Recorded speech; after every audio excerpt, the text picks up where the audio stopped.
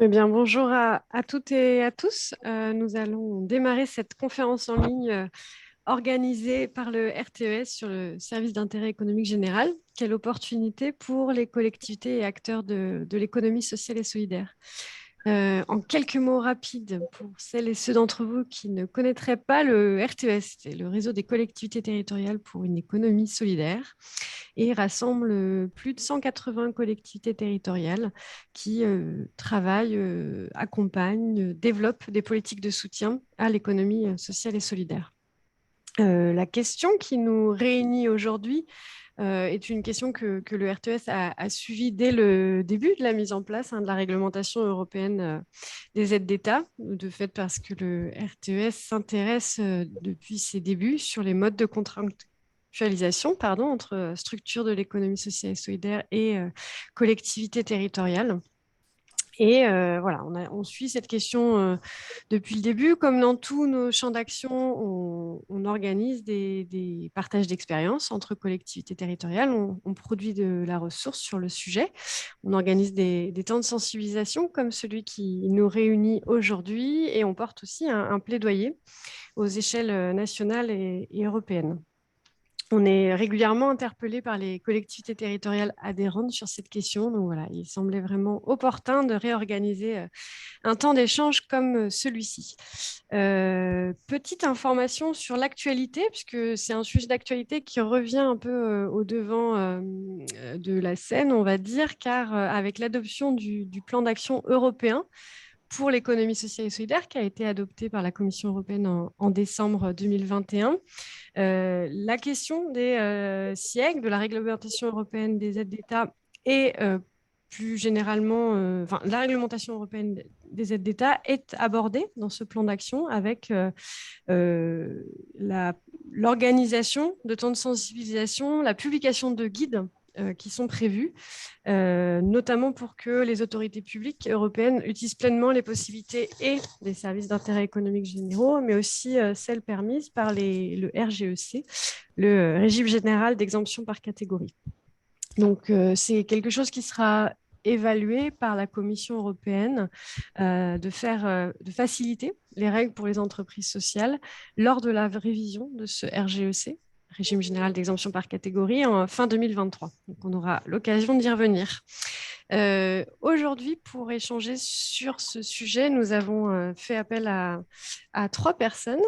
Alors, excusez-moi, il faut que je jongle avec mes écrans. Donc, nous avons fait appel au cabinet SPQR et notamment à Pierre-Vincent Guéret, directeur associé au SPQR. Mais je crois qu'ils sont plusieurs du cabinet à intervenir. Ils auront l'occasion de se présenter au fur et à mesure.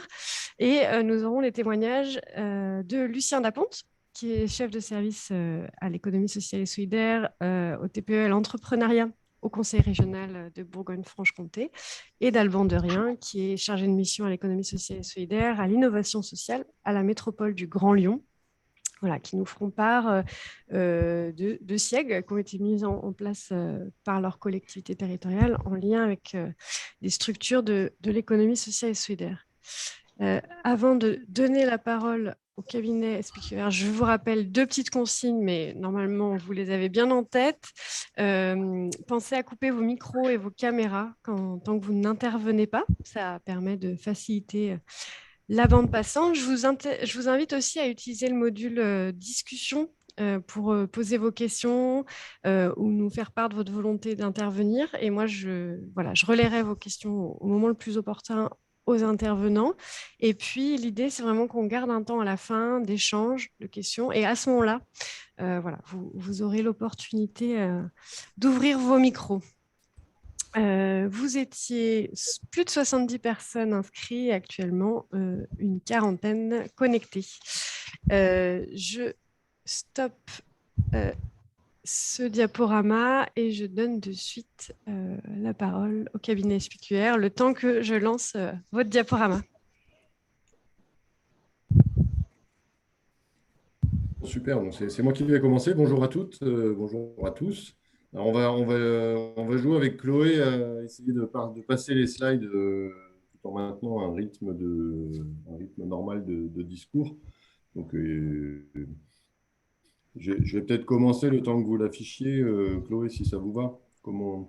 Le, le propos introductif qui nous est permis aujourd'hui, en fait, il vise à… On va revenir sur quelques éléments de manière assez pragmatique. Est-ce qu'on souhaitait aborder avant de pouvoir creuser, que soit creuser sur deux cas concrets des exemples de SIEG. Premièrement, revenir sur le fait que ah voilà, ça s'affiche, magnifique. Revenir sur le fait que le SIEG, c'est un mode de gestion déjà expérimenté et assez peu connu. Mais déjà expérimenté en France, ça fait 13 ans, à ma connaissance, que les premiers SIEG ont démarré. On pourrait même peut-être 14 ou 15 si on était vraiment puriste. Après, il y a peut-être des SIEG qui existaient sans qu'on le sache ou sans que celui qui les a mis en œuvre le sache vraiment. Mais en tout cas, ce n'est pas une nouveauté des 2 dernières années. En revanche, de manière un peu paradoxale, qui s'explique par l'histoire, c'est quelque chose qui n'est pas forcément très connu et qui mérite, selon nous, de l'être. Après, c'est un point de vue de technicien, mais on va commencer par là. On va aborder, puisqu'on a un temps qui est assez court, des notions assez rapides. On va les esquisser, poser quelques éléments d'exemple, et puis, évidemment, elles nécessiteront probablement des besoins d'approfondissement. Mais l'exercice aujourd'hui est plutôt un exercice ramassé de présenter la quintessence de la réglementation et de rappeler qu'il est possible de déployer des SIEG dès aujourd'hui. Si Chloé, vous voulez bien glisser de 2 slides, si ça vous va. 2 phrases pour essayer de résumer. Alors, c'est pas un, comment dire, c'est un libre propos. Euh, le SIEG, pour nous, est un mode de gestion à part entière qui n'est pas enseigné aujourd'hui à sa juste place. Enfin, on n'apprend pas les SIEG comme on apprend les marchés publics ou comme on apprend les concessions. Si on est dans un modèle ou comme on apprend les régies, si on est en interne. Euh, Pourtant, c'est un mode de gestion qui est à l'œuvre, on va rapidement le voir, qui est adapté à des situations, historiquement, en fait, il est né de situations bloquées ou insatisfaisantes, où les modes de gestion habituels, que ce soit je fais tout seul, ou j'ai recours à de la subvention, ou à un marché, ou à une délégation de service public, pour rester vraiment dans les grands principes habituels qu'on connaît tous, n'était pas adapté à la situation économique du secteur. Voilà. La relation puissance publique avec les acteurs ou l'acteur, on y reviendra, a nécessité une recherche particulière pour trouver quelque chose pour décoincer cette situation. Ça, c'est le premier point commun que l'on a souvent entre les siècles les plus historiques. Et le deuxième, il y a aussi une réalité politique. Il y a eu des coups politiques au sens noble, hein, c'est dans les siècles, qui sont restés pour l'efficacité que le mode de gestion avait fini par produire. Ça, c'est plus technique.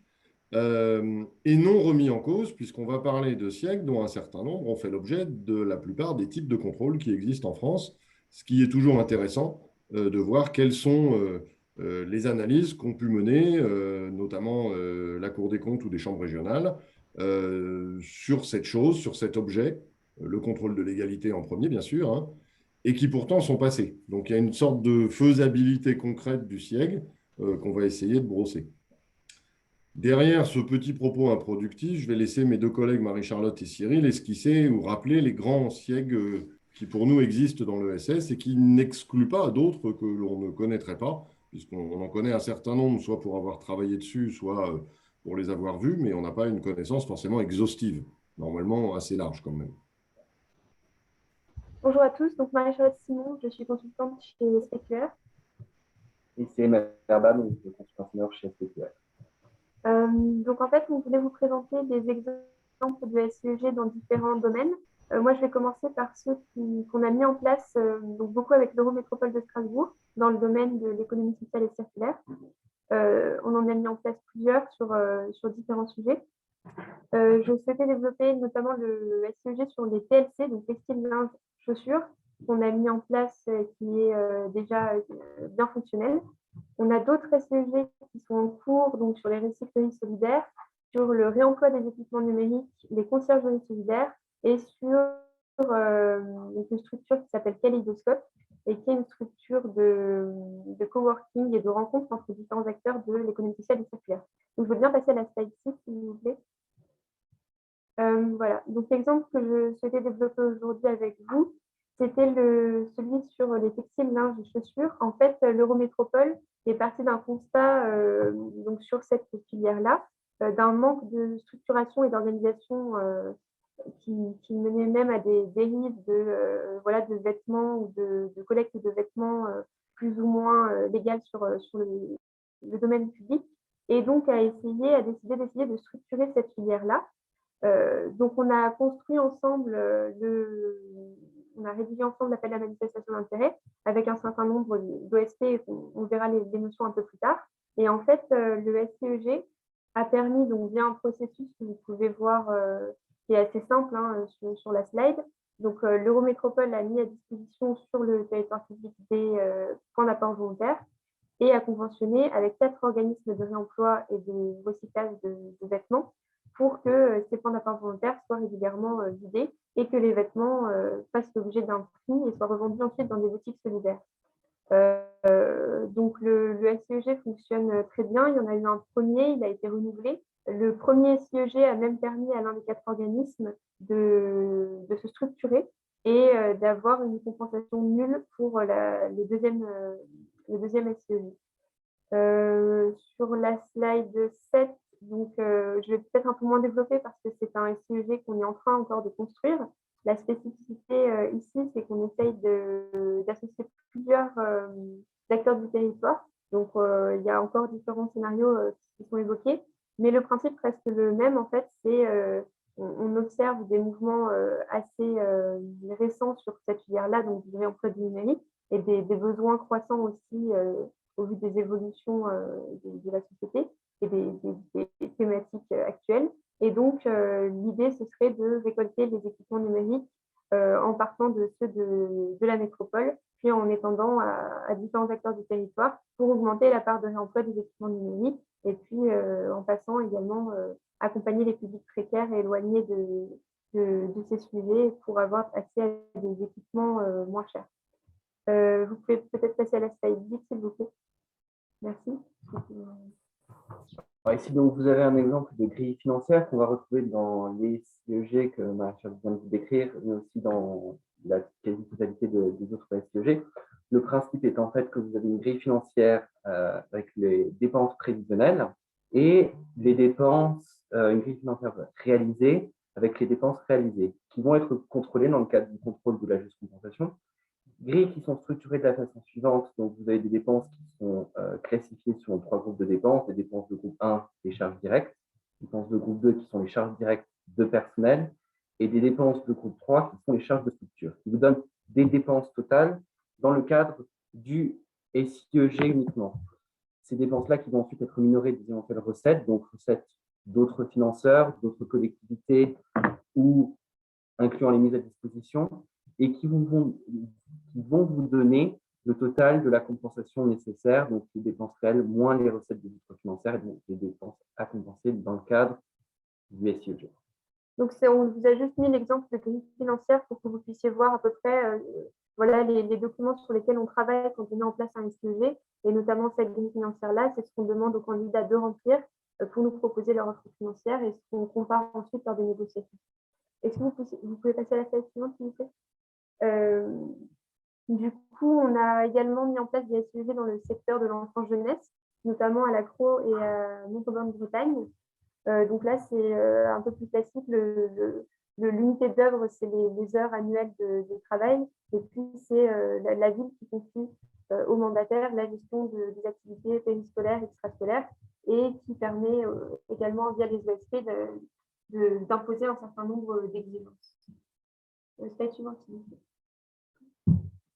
Outre l'ESS, à proprement parler, il y a d'autres domaines dans lesquels on va retrouver des SIEG, notamment dans le cadre de la formation professionnelle. On a notamment dans le cadre des dispositifs préqualifiants, c'est-à-dire des publics qui sont éloignés de l'emploi et qui ont besoin d'avoir une formation initiale qui est reprise à zéro, avec 2 exemples, donc ceux des écoles de la deuxième chance de la région Sud et aussi le dispositif en amont de la qualification de la région Bourgogne-Franche-Comté, qui a été mis en place à partir de 2018 et qui a été renouvelé dans le cadre du dispositif DAC 2.0, avec un point commun pour ces deux dispositifs, qu'on est sur des parcours stagiaires. Slide suivante. Dans le cadre du dispositif donc, du SIG DAC 2, donc une évolution, il y en a eu plusieurs. Il y a eu un encadrement des dépenses de structure. Il y a aussi eu une mise en place de plusieurs grilles financières.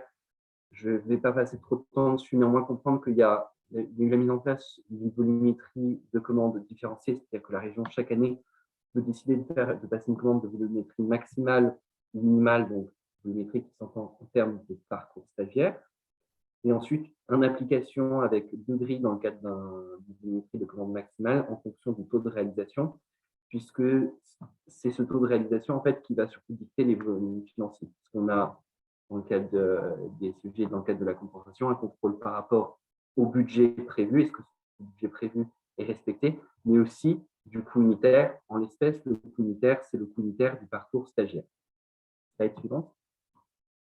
On a aussi des SIEG dans le domaine de la création reprise d'entreprise, avec des SIEG donc, pour la région Occitanie, mais aussi dans le cadre de la région Bourgogne-Franche-Comté, qui vont être présentés évidemment par un interlocuteur, donc je ne vais pas me passer beaucoup de temps dessus. Néanmoins, savoir qu'ici, l'idée, c'est qu'on est dans un unitaire qui est basé sur l'accompagnement des porteurs de projets dans le cadre de la création ou d'une reprise d'entreprise, ou également la mobilisation d'une expertise financière. À noter que pour Occitanie, ce sont des lots ESS spécifiques. Dans le cadre de la région Bourgogne-Franche-Comté, on a des lots création-reprise générale et on a des lots ESS spécifiques qui ont un découpage territorial différent. La suivante. Okay. Donc, voilà, on repasse la parole à M. Guéret. Ce qu'on voulait juste aborder par là, puisque chacun des sujets mériterait en fait une analyse spécifique bien profonde, et c'est ce qu'on aura juste après avec nos 2 collègues de Lyon, enfin de la métropole et de la région Bourgogne-Franche-Comté, qui vont pouvoir s'apesantir plus. Mais vous voyez qu'on voulait juste montrer qu'il existe aujourd'hui dans des domaines d'intervention assez variés des collectivités. Il se trouve que ce sont des domaines dans lesquels on va retrouver des acteurs de l'ESS, mais pas que. Il y a aussi d'autres acteurs qui ne sont pas de l'ESS, qui viennent, suivant la façon dont vous présentez les choses, marcher sur les plates-bandes de l'ESS ou intervenir dans des secteurs avec des approches lucratives que l'on va pouvoir retrouver là-dedans. Mais on a un ensemble de compétences de collectivités, de compétences premières, hein, qui ont su trouver ça et là un intérêt au développement d'un SIEG opérationnel. Voilà. Ce n'est pas cantonné à une thématique ou à une compétence particulière, c'est plutôt cantonné à l'analyse d'une pertinence d'intervention qui fait que dans tel contexte et dans telle situation, avec une volonté publique, le SIEG apparaît comme le meilleur instrument de transformation de la réalité par l'action publique. Je vais maintenant revenir sur quelques fondements de ce mode de gestion, réaborder très rapidement. Alors, on peut peut-être directement glisser sur passer de ça. Comme on aura les diapos, on a fait un petit support qui était un peu qu'on pouvait relire, mais je vais juste m'appesantir sur un point. Pas celle-là, mais ni la suivante, l'autre d'après, avec un schéma très moche que vous excuserez. Ici, qu'est-ce qu'on veut rappeler? La personne publique détient quelque chose qu'elle ne peut pas déléguer, c'est sa capacité de décider, c'est-à-dire d'être autorité organisatrice de la mise en œuvre d'une compétence qu'elle détient de manière décentralisée, puisqu'on parle aujourd'hui, enfin, on s'adresse aujourd'hui principalement sur un périmètre collectivité. J'enfonce une porte ouverte, mais cette autorité organisatrice est la posture principale de la collectivité qui définit si elle part ou si elle ne part pas et de quelle manière met-elle en œuvre la politique publique dans l'ensemble des domaines, crèche, eau, déchets, transport, etc., etc. Et elle en décide du mode de gestion, que ce mode de gestion soit un mode de gestion direct, sous des formes immédiates de régie ou plus ou moins autonomes, ou sous des formes indirectes. C'est ce qu'on va voir dans les 2 petites diapos d'après, dans lesquelles je souhaiterais partager le fait que l'autorité organisatrice, en restant sur des modèles très simples, c'est elle qui va décider de faire une régie simple ou une régie personnalisée. C'est elle qui décide s'il est pertinent de faire un marché ou de faire une concession. C'est elle qui décide si elle utilise la subvention comme un mode opératoire. Et c'est là que j'injecte, c'est là qu'elle décide si elle utilise le mode de gestion SIEG ou pas. Je pense on pourra être plus subtil, mais c'est dans cet état d'esprit que l'autorité organisatrice décide du déploiement. Et le déploiement de la politique peut passer par tous ces segments, le SIEG en étant un à part entière. Si on part sur la diapo suivante. Monsieur Garret, je me permets juste à ce moment-là de vous interrompre parce qu'on a eu plusieurs questions au préalable par les inscrits qui demandaient quid de structures, d'activités qui sont cofinancées par une pluralité de collectivités. C'est quand même très fréquent dans l'économie sociale et solidaire. Donc là, vous parlez d'autorités organisatrices. Que font, que deviennent les autres collectivités qui cofinancent un service, une activité? Peut-être vous y reviendrez plus tard. Mais... Non, mais là, on est quasiment dans ce cas-là au niveau 2, enfin niveau 2 de technicité. C'est une question parfaite parce qu'elle est vraiment comme dans tous les autres modes de gestion. C'est pour ça que ça m'arrange. Je peux faire tout seul ou je peux faire avec. Je peux faire avec une autre collectivité. Quelle est ma relation avec cette autre collectivité? Ça va être une relation de prestation de services, ça existe, de mutualisation, ça existe, de groupement de commandes, de groupement, ça existe, de structuration plus forte d'établissements publics ou de sociétés publiques locales dans lesquelles on va être 2, 3, 4. Donc, la forme juridique de la relation des autorités organisatrices peut être un sujet. Et dans quel que soit le gradient d'intégration qu'on décide de prendre, de faire avec de manière ponctuelle ou de faire avec de manière structurée, on a le droit, on est autorité organisatrice à plusieurs et on peut monter un établissement public à plusieurs, ça va s'appeler un EPCC si je suis dans le champ culturel, enfin je vais très vite, hein. On peut monter un groupement d'achat à plusieurs, on peut monter un système concessif à plusieurs et on peut monter un SIEG à plusieurs. Deuxième posture, on peut aussi laisser une collectivité être chef de file et venir cofinancer. Il n'y a pas d'incompatibilité dans le SIEG avec toute cette position, mais je suis obligé de dire qu'on va la retrouver aussi. Enfin, on a la même problématique sur tous les autres modes de gestion, en fait. Mais on pourrait y revenir plus amplement, si vous voulez. C'est un facteur de complexité ou d'intelligence collective supplémentaire, ce n'est pas bloquant. Juste un tout petit point, puisque j'en ai parlé sur la question des subventions. Quelques rappels vraiment basiques sur la subvention est un dispositif rappelé par un certain nombre de textes qui est un dispositif ascendant. C'est pour une activité porteuse d'intérêt général proposée par un acteur que la collectivité va se pencher et traduire cet acte de soutien par une subvention.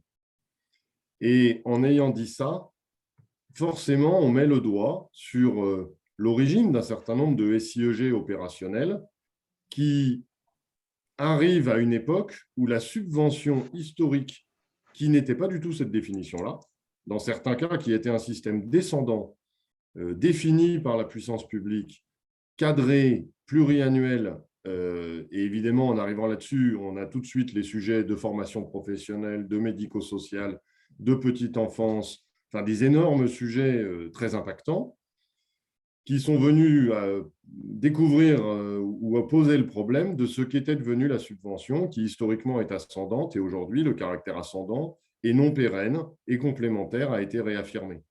Donc, je faisais peut-être ce petit rappel parce qu'en fait, on a une problématique dans la subvention et on a des SIEG qui sont venus répondre à cette redécouverte du mode de fonctionnement historique de la subvention. Je descends un tout petit peu, si ça vous va, après derrière ce gros machin-là, en rappelant quelques avantages du SIEG. Et puis ensuite, je vais revenir sur les quelques points fondamentaux.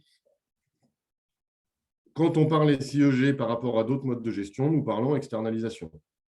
Nous parlons externalisation du risque et du risque financier, du risque pénal, enfin on pourra aller plus loin. Donc on est dans un mode de gestion avec une forme d'externalisation. Je ne suis donc absolument pas dans un mode de gestion de type régie ou établissement public. On a un deuxième intérêt qui est l'efficacité financière avec un système de compensation sur lequel on va arriver qui est à l'euro. Nous sommes dans un dispositif de remontée de dépenses réelles qui procure une certaine efficacité financière, éloigne la notion de rentabilité, de marge, donc d'une certaine manière de lucrativité. Troisièmement, le SIEG conserve à la collectivité sa pleine puissance d'autorité organisatrice. Le dispositif de convention conserve la maîtrise du service à la collectivité et son contrôle. On va y revenir. Cela requiert effectivement l'exercice d'une fonction de contrôle. J'en viens maintenant, si cela vous va bien, aux principes, fondements et spécificités du SIEG, dans lesquels il y a quelques points fondamentaux à retenir et après je me tairai. Qu'est-ce qu'un SIEG? C'est un service d'intérêt économique général, donc on va oublier d'autres notions de type services sociaux d'intérêt économique général ou services non-intérêt économique général. Voilà, on est sur le SIEG. Il prend sa racine dans les articles du traité de fonctionnement de l'Union européenne et surtout dans un arrêt principal qui s'appelle Altmark, du nom de la société de transport allemande qui a amené à cet arrêt. Sans mauvais jeu de mots, je m'arrête une seconde sur cet arrêt, c'est la page d'après, pour en rappeler uniquement le contexte. C'est une histoire rigolote, Altmark, mais le contexte, c'est une subvention, grosso modo, attribuée par un arrondissement allemand à un opérateur de transport qui a toujours été l'opérateur de transport. Voilà.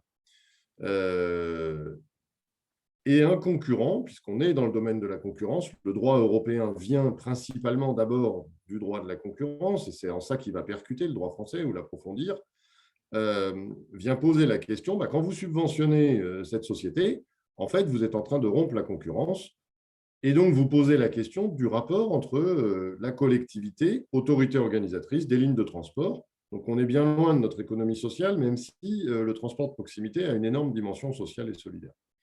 Et quelle est la réponse? C'est la page d'après, qui est véritablement fondamentale pour les SIEG. Quelle est la réponse de l'arrêt Altmark qui a été ensuite approfondie, mais qui est très complet à ce moment-là? Il y a 4 conditions qui permettent de faire un dispositif de compensation qui est au cœur du SIEG. Vous devez, puissance publique, avoir défini des obligations de service public, celles qu'on va appeler OSP. Vous devez définir votre objectif de puissance publique et la façon dont vous voulez qu'il se déploie. Vous devez avoir expliqué au préalable, selon des règles du jeu transparentes, comment vous calculerez la compensation.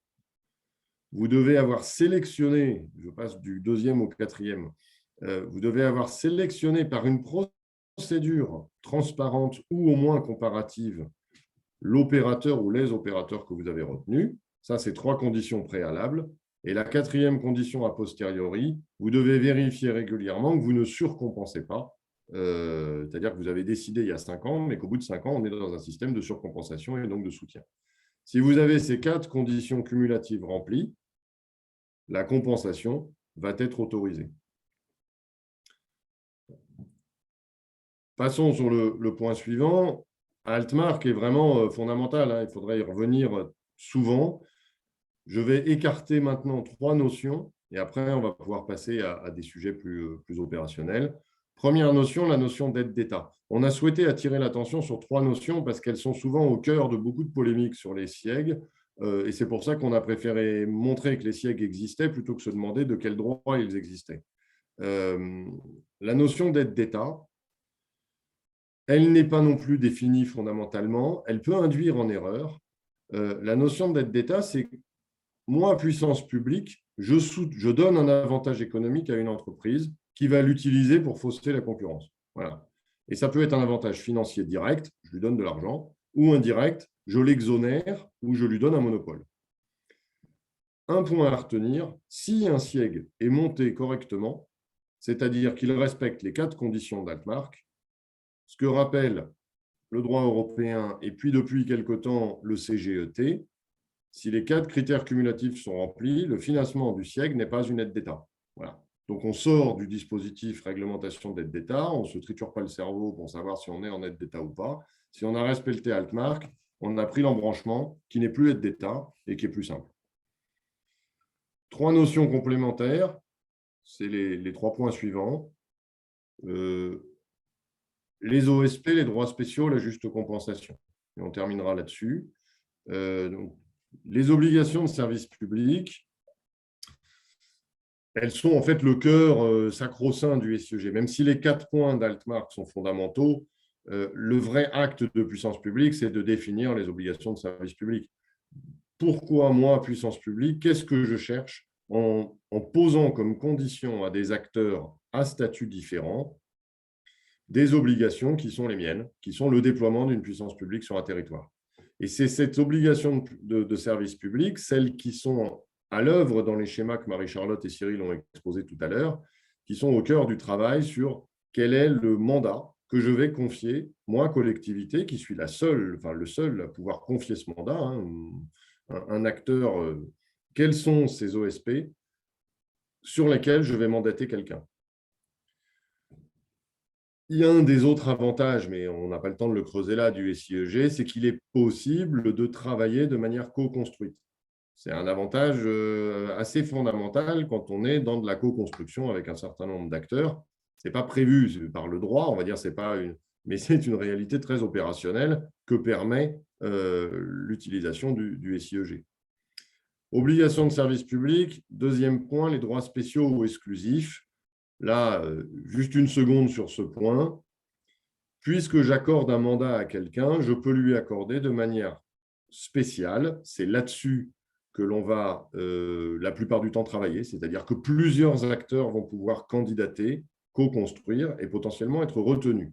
Je pourrais aussi avoir un droit dit exclusif, si j'en prouve la pertinence, de n'attribuer mon mandat qu'à un seul acteur. C'est ça, le concept de droits spéciaux et exclusifs. Vous comprenez bien que le droit exclusif, c'est plus complexe, parce qu'à partir du moment où j'écarte tout le monde sauf un, il faut que je le justifie un petit peu. Dernier point, et c'est la question de la juste compensation.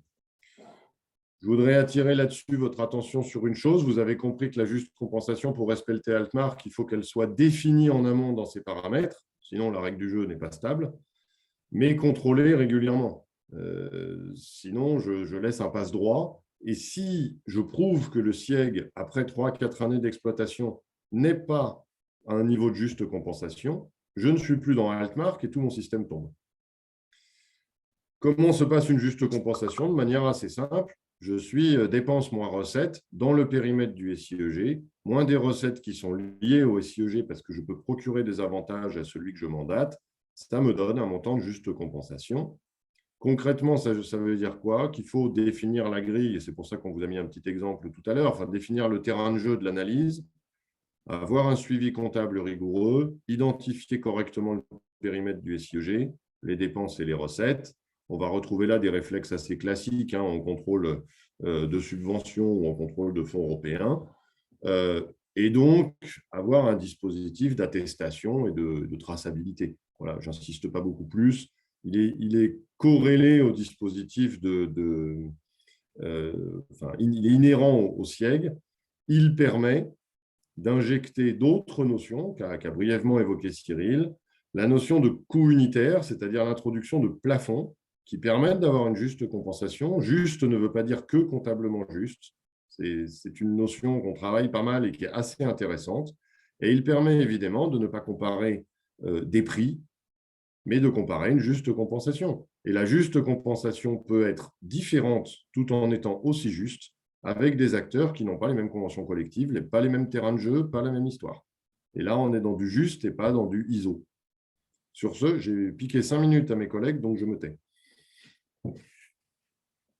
Merci beaucoup à tous les trois. On aura, comme je vous disais tout à l'heure, l'occasion d'échanger ensuite, mais quand même, avant de donner la parole à Lucien Daponte de la région Bourgogne-Franche-Comté, on a eu... Alors d'abord, on a Mathieu Fortin de la ville de Villeurbanne qui lève la main depuis un moment. Mathieu, si vous souhaitez prendre la parole. Oui, bonjour à toutes et tous, avec plaisir. Et je pense que ma question rentre en introduction des échanges. Alors déjà, un grand merci pour ces présentations parce que je trouve que ça permet de contextualiser le SIEG et notamment au regard de la subvention, j'ai trouvé très intéressant parce qu'on voit que c'est vraiment deux outils différents. Et justement, sur les obligations de service public, pour moi, alors peut-être que je me trompe parce que j'en ai pas encore eu l'occasion d'accompagner ma collectivité dans cet outil, mais le SIG, c'est vraiment le SIEG, pardon. C'est un outil pour moi de gestion d'un service public, donc il faut qu'il y ait service public derrière, autant pour les collectivités comme la région, les métropoles, les intercos, où on a une répartition des politiques publiques au niveau de l'échelon territorial. Ça me paraît simple pour les villes, pour les communes qui ont la clause générale de compétences. En gros, on peut faire un SEG sur tout et n'importe quoi. Et j'ai du mal pour certains exemples que vous avez cités tout au début sans que ça soit très détaillé. Par exemple, le SIEG Conciergerie solidaire à Strasbourg, sur quelles compétences il s'appuie pour pouvoir monter un tel service? Parce qu'une conciergerie solidaire, un service de conciergerie, qu'elle soit solidaire ou pas d'ailleurs, à mon sens, ce n'est pas du service public. Donc, comment ils ont fait pour passer une obligation de service public pour pouvoir atteindre ce résultat? Enfin, moi, c'est vraiment le passage politique publique et on utilise cet outil pour pouvoir le mettre en œuvre. Merci.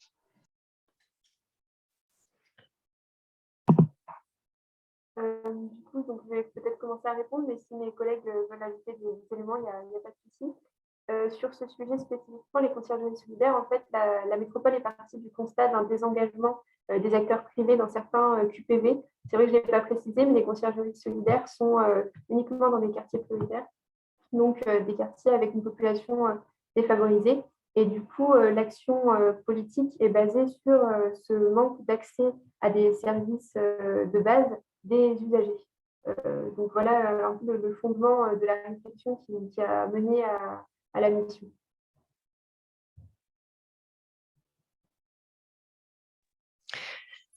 Merci beaucoup. Je vous propose qu'on donne... Alors, il y avait une autre question dans le chat de Pauline Déani, à laquelle Mathieu Fortin a répondu. Elle interrogeait la différenciation, les avantages et inconvénients entre le choix d'un SIEG ou d'une SIC, Société coopérative d'intérêt collectif. Mathieu Fortin y a répondu, mais effectivement, on n'est pas du tout... Le SIEG est un mode de contractualisation, tandis que la SIC est un type de structure.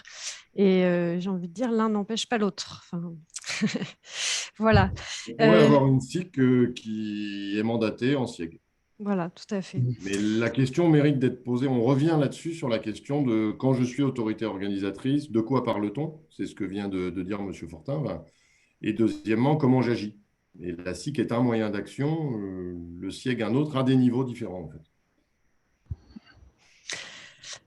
Monsieur Daponte, je vous donne la parole. Je lance tout de suite votre diaporama. Donc bonjour à tous.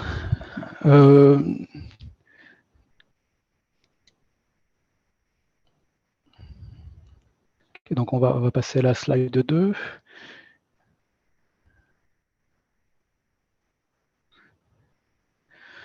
Donc cette première slide, c'était pour vous indiquer un peu comment j'avais en fait construit le reste de mon diaporama. Donc en fait, je suis parti vraiment de notre expérience, hein, et en tout cas comment nous on l'a vécu et compris dans la manière dont on l'a mis en place. Et puis j'ai essayé de, par rapport au questionnement que vous aviez fait lors de vos inscriptions, j'ai essayé de voir en fait à quel type de questions je pouvais répondre par rapport à mon exemple, sachant qu'il y a certainement des sujets auxquels je ne serais pas forcément en capacité de répondre. Par exemple, je sais qu'il y avait des questions sur le bénéfice. J'ai plus le nom en tête, mais bon, voilà, c'est des. Comment? Ouais, le bénéfice raisonnable, voilà, c'est des notions que nous, on n'a pas, sur lesquelles on ne s'est pas attardé, notamment parce qu'on était dans la juste compensation. Donc voilà, c'est des choses sur lesquelles je n'ai pas forcément de réponse et sur lesquelles je ne pourrais pas forcément apporter de témoignages. Donc du coup, ce diaporama, voilà, il sera organisé de cette manière-là. Je vais vous dire un peu dans quel contexte en fait on l'a mis en place, les raisons qui nous ont amenés à choisir un SIEG et pas une autre forme de contractualisation pour pouvoir verser les financements régionaux, les conséquences telles que moi je les ai, enfin en tout cas les principales, telles que moi je les ai compris à la fois pour nous en tant que collectivité, mais aussi pour les opérateurs. Alors bon, Voilà, peut-être que les opérateurs me contrediraient, mais en tout cas, moi, c'est comme ça que je l'ai pu analyser. Et puis, quelques conseils on va assez basiques pour ceux qui souhaiteraient mettre en place un SIEG. Donc, voilà, ça peut être aussi intéressant et utile, mais je ne vais pas non plus révolutionner énormément de choses en indiquant ces différents conseils. Donc, le contexte de mise en place du SIEG, donc, bon, effectivement, comme l'a dit le cabinet SPQR juste avant, en région, il y avait déjà un SIEG sur la formation professionnelle. Donc nous, quand on est arrivé avec le besoin en fait, de trouver une solution suite à une compétence légale qui nous avait été transférée par la loi NOTRe, qui était en fait le transfert de la compétence NACRE, c'est-à-dire qu'en fait l'objet c'est de financer les opérateurs qui accompagnent des demandeurs d'emploi, créateurs ou repreneurs d'entreprise. Donc on s'est trouvé en fait à une problématique. D'une part, c'est que la loi nous fixait quelque part une obligation de moyens, donc financer les opérateurs qui accompagnaient les structures. Quelque part, elle nous disait de poursuivre finalement ce que l'État avait mis en place. Donc, il fallait aussi qu'on gère non seulement la sortie de la gestion par l'État et que la région ensuite s'en occupe. Donc, il y a certaines années antérieures qui étaient gérées par l'État, c'est la région qui a payé à la place, par exemple, puisque finalement, voilà, on a été obligé de reprendre un peu les comptes. Et puis aussi, l'État fonctionnait dans un mode subvention. Et très vite, en fait, toutes les régions, puisqu'on s'était au début, c'était donc en 2016, puisque normalement le transfert c'était à partir de 2017. Donc on s'est trouvé face à la problématique de comment on fait, puisque l'État en fait finançait via des subventions et que nos services juridiques nous disaient mais voilà, il y a quand même des régimes d'aide, on est quand même sur des secteurs concurrentiels face à des structures qui sont pour certaines associatives, d'autres pas. On avait des consulaires par exemple, et donc il faut qu'on applique des logiques de régime d'aide pour pouvoir attribuer des subventions. Donc on était aussi limité dans ce cadre-là. Et puis, il y a quand même une logique de commande, c'est-à-dire qu'on n'est pas dans un cadre de subvention où finalement c'est la structure qui nous propose quelque chose, c'est nous qui lui disons, voilà, vous devez accompagner les porteurs les créateurs, repreneurs d'entreprises. Donc on s'est trouvé en fait face à cette problématique-là. Et puis, comme je l'indique aussi, on avait c'est la slide d'avant, je suis toujours sur la première. Donc, du coup, on avait aussi le problème que, du fait de la loi, certains opérateurs disparaissaient. Et finalement, ça nous mettait au centre aussi de cette politique-là, un peu seule, d'une certaine manière, pour la financer. Donc, du coup, on savait qu'il y avait un SIEG qui avait déjà été mis en place sur la formation professionnelle, donc ça nous a aidé aussi pour construire notre SIEG, mais ce n'est pas exactement le même, puisque les objectifs poursuivis et les modalités de mise en œuvre de cette politique de formation professionnelle n'étaient pas forcément les mêmes que ce que l'on souhaitait faire dans le cadre de la reprise de NACRE, en tenant compte de ce qui avait déjà été fait par l'État et comment nous, on souhaitait le transformer pour en faire vraiment une politique de la région. Donc, on avait le choix, avec toutes les autres régions, de soit faire un marché, soit faire un SIEG. Et donc, nous, on a choisi de faire un SIEG sur les conseils de nos prestataires. Et donc, c'était SPQR et donc aussi les JO à l'époque qui nous ont conseillé sur ce modèle-là. Et donc, on est sur un SIEG. Alors, il y a des SIEG de minimis, des trucs comme ça, etc. Ce n'est pas quelque chose qu'on a utilisé, notamment parce qu'on était sur des sommes beaucoup plus importantes que les plafonds autorisés sur 3 ans. Et on est allé dans quelque chose qui ressemble quand même beaucoup à la commande publique sans être forcément de la commande publique. Donc, ce que disait tout à l'heure SPQR, on a mis en place un cahier des charges, des appels à candidature, donc pour quelque part respecter les modalités de l'arrêt Altmark. Donc, diapo suivante. Du coup, les raisons de ce choix, donc de la mise en place de CIEG, donc qui est sur une période plutôt longue, 2019 à 2022. Donc, il va se terminer là à la fin de l'année. Donc, on est en train de réfléchir à voir comment on peut renouveler ce SIEG sur les années suivantes. Donc, les raisons. Donc, d'abord, on va dire qu'on a un objectif légal. Donc, c'est la première flèche. Là, on a une compétence qui nous a été transférée, donc il faut l'assumer. On a une nouvelle compétence légale qui est donnée à la région. Et donc, effectivement, le fait de fixer des obligations de service public à travers un cahier des charges, ce qui permet peut-être de répondre à la question de la personne juste avant par rapport à la commune. C'est vrai que nous, quelque part, avec ce SIEG, on a dicté aussi les conditions de mise en œuvre de la politique. Donc, quelque part, d'une certaine manière, on l'a nommé comme étant un service public, voilà, même si on a eu une compétence particulière par rapport à ça. Et puis, on était dans cette logique de commande, c'est-à-dire que les opérateurs, ils mettent en œuvre un service public que nous avons défini. Donc, il y avait donc un peu cet objectif quelque part légal à résoudre. L'autre objectif, il était plutôt juridique, et donc c'était sur la problématique de comment on finance ces opérateurs. puisque, en fait, si on appliquait les régimes d'aide, le de minimis, on était vite au taquet, et donc avec certaines structures, on aurait eu un problème puisqu'on aurait dépassé les plafonds, donc il y avait ce problème-là. Et puis si on avait utilisé un autre régime d'aide, par exemple le régime PME, il ne permet pas de couvrir l'ensemble des dépenses des structures qui sont là quand même pour mettre une politique que la région souhaite mettre en place. Donc ça posait quand même un problème. Donc du coup, le fait de passer par le SIEG, ça permettait de s'exonérer finalement des problématiques de plafond des régimes d'aide pour pouvoir financer les structures par rapport à la réalité de leur activité.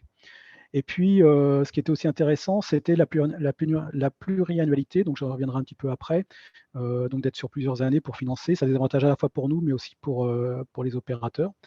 Voilà. Et puis, on avait un troisième objectif qui était plutôt, on va dire, un objectif de politique publique, qui était en fait, voilà, on a une compétence qui nous est dévolue, avec des opérateurs qui ont un certain nombre de pratiques, etc. Certains qui n'avaient pas du tout de contact les uns avec les autres. Et donc, nous, on a souhaité en fait imposer un écosystème tel que nous, on le concevait. Et du coup, le fait de pouvoir mettre à SIEG avec un cahier des charges, avec un certain nombre d'obligations de services publics, ça nous a permis d'une certaine manière d'organiser cet écosystème par rapport à ce que nous, on attendait à l'échelle de la Bourgogne-Franche-Comté. Donc, par exemple, on souhaitait on ne pouvait pas accepter que un porteur de projet, en fonction d'un opérateur qu'il allait rencontrer, puisse avoir un tel type d'offre. Et puis, il va avoir un autre opérateur, il n'a pas le même type d'offre parce que chacun fait de la manière dont il souhaite, parce que parce qu'ils n'ont pas par exemple, ils n'ont pas des liens avec un autre organisme qui pourrait être intéressant pour eux, parce qu'ils ne veulent pas commercialiser, entre guillemets, commercialiser un outil financier que la région soutient. Enfin voilà. Donc là, ça permettait de dire à tout le monde, vous êtes obligé de donner le même type d'information à minima aux différents opérateurs, aux différents créateurs d'entreprises qui viennent qui s'adressent à vous. Ce qu'on souhaitait aussi, c'était que les opérateurs en fait soient complémentaires. Donc on voulait sortir de ça. Alors ils sont concurrents forcément, mais nous on souhaitait qu'ils sortent de cette logique de concurrence et qu'ils travaillent collectivement avec leurs forces, etc. Et puis ce qu'on voulait pas non plus, c'est que pour des questions d'opportunité, certains se mettent à faire le métier de l'autre, et puis d'autres le métier de l'autre parce que c'est toujours le moyen pour les uns et les autres de récupérer des subventions. Donc du coup, voilà, on a repositionné les acteurs sur leur cœur de métier en disant on vous reconnaît pour ça, pas pour autre chose, et on vous payera pour faire ça. Donc ça permet aussi à un moment de repositionner les acteurs. Une montée en compétences, c'est-à-dire que le fait que finalement ils soient obligés de travailler collectivement, du coup des techniciens de différentes structures, parce qu'ils étaient en concurrence, qui ne se parlaient pas jusqu'à avant, du coup ont été obligés de parler ensemble, et ils se sont nourris finalement de leurs échanges entre eux. Ça fait un peu évoluer aussi leur pratique. Et puis nous, ce qui était aussi intéressant, c'est de connaître les vrais coûts. C'est-à-dire que qu'est-ce que ça coûte finalement cette politique-là? Parce que parfois on donne des subventions, mais on ne sait pas exactement quel est le coût réel de l'activité. Et vu qu'on était en responsabilité, voire le seul finalement responsable pour financer les opérateurs, c'était intéressant qu'on puisse connaître leurs coûts, sachant, comme le disait notre correspondant, la personne de SPQR juste avant, une structure, elle peut faire le même métier, elle n'a pas forcément les mêmes coûts parce que certains ont des loyers, d'autres sont propriétaires de leurs locaux, ils ont des conventions collectives qui ne sont pas les mêmes. Enfin voilà, il y a des tas de choses qui font que pour le même service, ils n'ont pas forcément les mêmes coûts. Donc le SIG permettait de respecter finalement les coûts de chacun. Et puis, voilà, un dialogue social, une adaptation. Par exemple, à un moment, quand il y a eu des difficultés, on a pu déplafonner un certain nombre de choses pour pouvoir coller à la réalité de l'évolution de l'activité au cours de ces 3 ou 4 années de SIEG. Donc voilà, ça c'était pour les raisons. Alors les conséquences, alors pour le conseil régional, donc c'était une question de visibilité budgétaire. Hein, donc on est sur une pluriannualité. Donc ça permet d'avoir on est parti au départ sur 3, et puis après on a étendu sur 4 années de conventionnement avec les opérateurs. Donc on a fait des conventions cadres avec eux, etc. Donc ça nous permettait en tout cas de pouvoir positionner finalement une politique dans la durée. Donc ça, c'était plutôt intéressant. Et puis, comme je disais tout à l'heure, c'est aussi la connaissance des coûts. Hein. Donc savoir exactement combien ça coûte en réalité le fait d'accompagner un porteur de projet pour chaque structure en fonction de la réalité de son quotidien, quoi, et de son modèle économique. Donc ça, c'était une première conséquence pour nous et intérêt pour nous. L'autre intérêt pour nous, quelque part, c'était de pouvoir désigner une politique comme étant un service public et de pouvoir, du coup, d'une certaine manière, maîtriser et adapter les conditions de la mise en œuvre de notre compétence légale. Donc voilà, donc c'était aussi l'un des intérêts et des conséquences de ce choix. Et puis, on a eu, nous, l'impression que le SIEG apportait quand même beaucoup plus de souplesse que, par exemple, la mode marché, parce que ça permettait des adaptations en cours de mise en œuvre que le marché ne permet pas forcément. En tout cas, ça, c'est notre lecture des choses. Et puis, c'est aussi des contraintes. Hein. Il y a jamais, tout n'est pas toujours forcément. Alors, ça a des avantages, mais aussi c'est des contraintes. Et les principales que l'on voit, c'est qu'il y a quand même une obligation d'animation. Hein. Il faut qu'il y ait un dialogue avec les opérateurs, donc il est constant. Donc même si on peut avoir un dialogue dans le cadre d'un marché, dans le cadre d'un SIEG, c'est quand même beaucoup plus interactif. Donc c'est ça qui est intéressant.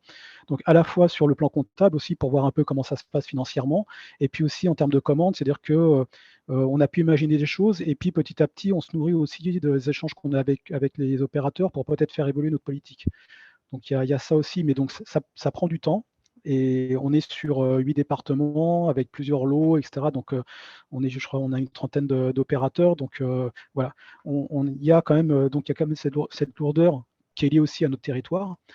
Et puis, il y a la lourdeur administrative de la mise en œuvre du SIEG. Hein, donc, il y a tout le formalisme, il y a des votes, il y a des rapports, il y a des tas de choses comme ça. Donc, du coup, voilà, on est quand même une administration, donc il y a même des contraintes, il y a quand même des contraintes administratives qui sont liées au SIEG. Et voilà. Mais moi, je pense que ça en vaut quand même la chandelle. Donc ça, c'était pour la collectivité. Ensuite, les conséquences vues de ma fenêtre, hein, pour les opérateurs.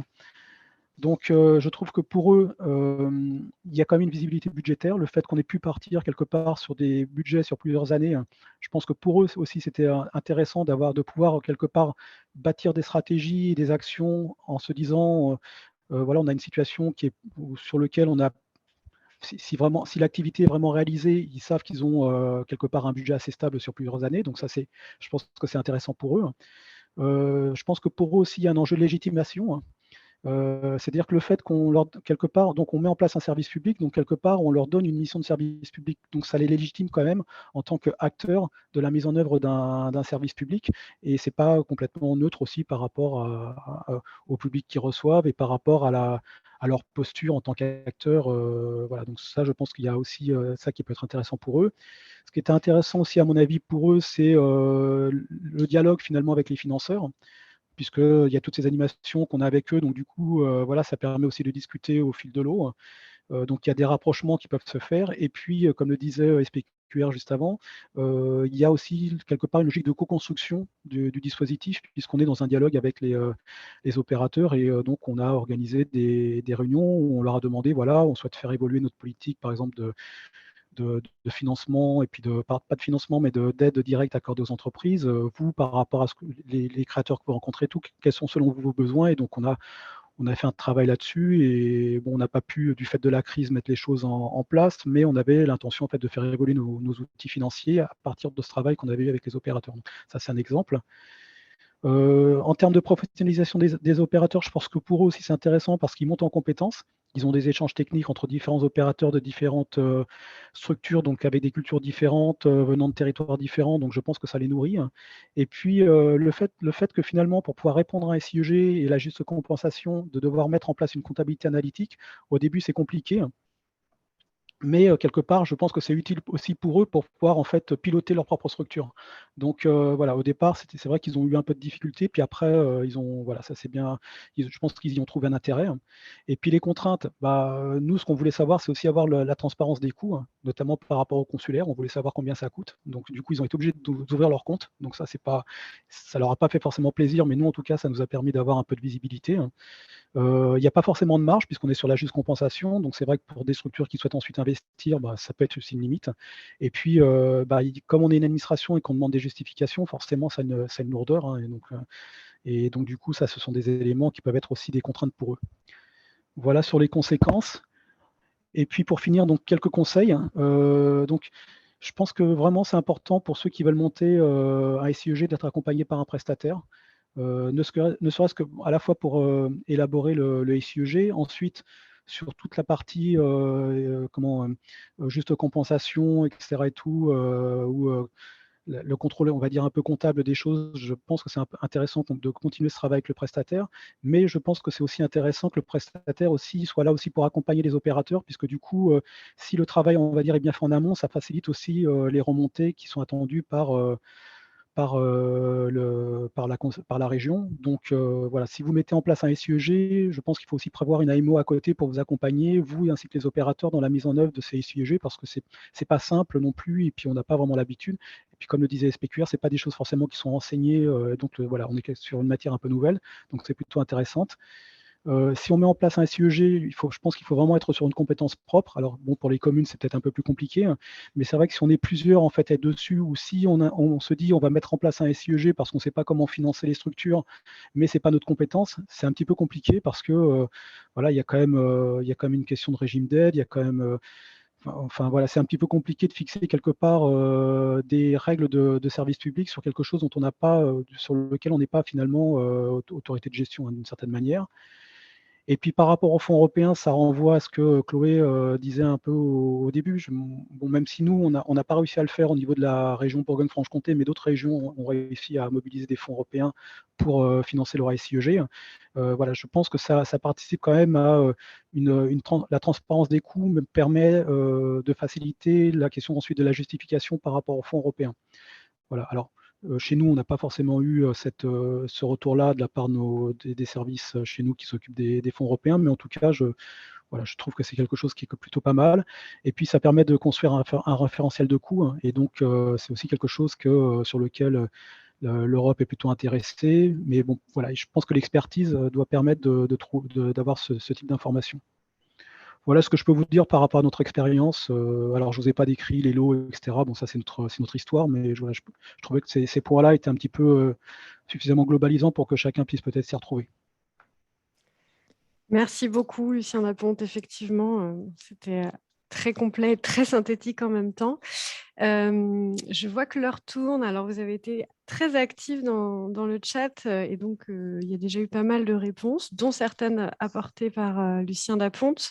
Je vous propose de donner la parole tout de suite à Alban Derrien de la métropole du Grand Lyon, qui va aussi vous partager son témoignage sur la mise en place d'un siècle sur la métropole. Je pense que son témoignage pourra aussi répondre à certaines de vos questions. Et puis, on gardera un temps d'échange ensuite. Alban, je vous donne le micro et pendant ce temps-là, je partage votre diaporama. Merci. Bonjour à tous. Alban Derrien, je suis effectivement chargé de mission à la métropole de Lyon, chargé de mission ESS. Ce que je me propose de faire, c'est de vous partir d'un exemple concret, donc qui est le projet ILOE, de vous présenter ce projet-là un peu dans ses finalités et de revenir après sur la genèse et les différentes étapes qui nous ont permis d'arriver, et notamment la création de 2 SIEG. Du coup, sur la slide suivante, donc, ILOE, c'est une société coopérative d'intérêt collectif qui a été créée en 2019 avec comme finalité d'améliorer la performance on va dire, du tri, la valorisation des déchets encombrants, notamment des bailleurs, d'améliorer la performance sociale, de créer des emplois d'insertion, d'améliorer la performance territoriale, donc de coopération entre les acteurs, et de créer un outil industriel qui trouve son modèle économique. Sur la slide suivante, on voit les 17 sociétaires parties prenantes. La slide, ouais. Sur cette slide-là, on voit les 17 sociétaires parties prenantes du même chaîne de valeur. Donc, on a les bailleurs sociaux qui sont ici considérés comme les producteurs du déchet via les habitants du parc social. On a les structures de collecte qui sont prestées donc, via des marchés par ces bailleurs sociaux pour collecter les encombrants en bas d'immeubles dans les communs de l'habitat social. On a la plateforme de surtri qui opère également par une structure d'insertion, un acteur de réemploi qui extrait la part réemployable après tri, et enfin les opérateurs industriels de traitement des déchets pour tout ce qui est déchets ultimes. Donc, c'est ces 17 sociétaires qui font partie donc, de la société ILOE. Sur la slide suivante, on voit un petit peu l'impact environnemental d'ILOE en 2020. Hein, donc en 2022, je vous actualiserai un peu les chiffres, mais c'est grosso modo 2200 tonnes d'encombrants captés chez les bailleurs sociaux. Donc l'idée, hein, c'est les collecteurs de l'insertion, ils vont avec des petites camionnettes dans les communs d'immeubles, en bas d'immeubles, récupérer en vrac, en mélange des déchets. Ils vont l'apporter sur une plateforme de surtri qui va permettre d'identifier 40 flux différentes de valorisation. Ce qui nous donne au final, sur la slide suivante, une performance donc, de cette plateforme qui permet de valoriser à 80% ces déchets encombrants qui, je vous le réexpliquerai un petit peu après, mais qui, avant la création d'ILOE, étaient plutôt valorisés de l'ordre de 20%. Donc, on a inversé totalement les paradigmes. Sur l'impact social d'Iloé, sur la slide suivante, c'est 9 emplois qui ont été créés donc, pour collecter enfin, pour traiter, surtrier ces déchets-là, 24 emplois chez les collecteurs d'insertion qui ont été consolidés, et on considère que quand on capte 1 tonne de déchets sur Iloé, on génère 3 heures d'insertion. Toujours sur l'impact social, sur la slide suivante, juste celle d'après, merci. Grosso modo, vu qu'on a différentes parties prenantes d'une même chaîne de valeur avec des métiers différents, ça permet aussi de travailler les parcours d'insertion. C'était juste un point que je remettais en avant, où une personne qui est, on va dire, en insertion sur 24 mois peut passer d'une entreprise à l'autre, donc ça favorise une dynamique de parcours. Sur la slide suivante, sur l'objectif et les impacts technico-économiques, on a créé au final un outil de filière, au service d'une filière, au service de l'efficience de cette filière. C'est un outil industriel qui permet de respecter la réglementation qui n'était pas forcément jusqu'à présent, et qui permet donc d'optimiser le modèle. Et je vous fais juste un petit focus sur la slide suivante, sur le parti pris, je dirais, de la création d'Iloé, pour que l'information un peu sur le projet soit complète. On est parti du principe au final qu'aujourd'hui, force est de constater que le tri des déchets est plus coûteux économiquement que l'enfouissement et l'incinération. Et pour autant, notre parti pris est de se dire que si on mutualise, si on fait coopérer les acteurs, si on massifie le flux, on va optimiser, on va rendre plus efficient, on va dire, ce traitement du surtri. Et dans un deuxième temps, où je dirais parallèlement à ça, la taxe, notamment sur l'incinération et l'enfouissement, elle a un train d'évolution permanente qui ne devrait pas se démentir dans les années à venir, et qu'à un moment donné, on va avoir nos 2 courbes qui vont se croiser, et que via la mise en place de cette SIG, via un SIEG, notre enjeu, c'est de préparer pour que quand le marché sera mature, que le tri sera, je dirais, économiquement aussi rentable que l'enfouissement, que la structure Iloé puisse fonctionner à plein régime et son modèle économique. Donc, c'était rapidement passer sur ce qu'est le projet Iloé. Si ça suscite des questions, je pourrais y répondre. Je reviens un peu plus sur les étapes, je dirais, de constitution du projet, puis on va faire un focus sur bien sûr la création des siècles. Donc, grosso modo, en 2016, c'est un projet de longue haleine, comme vous le voyez.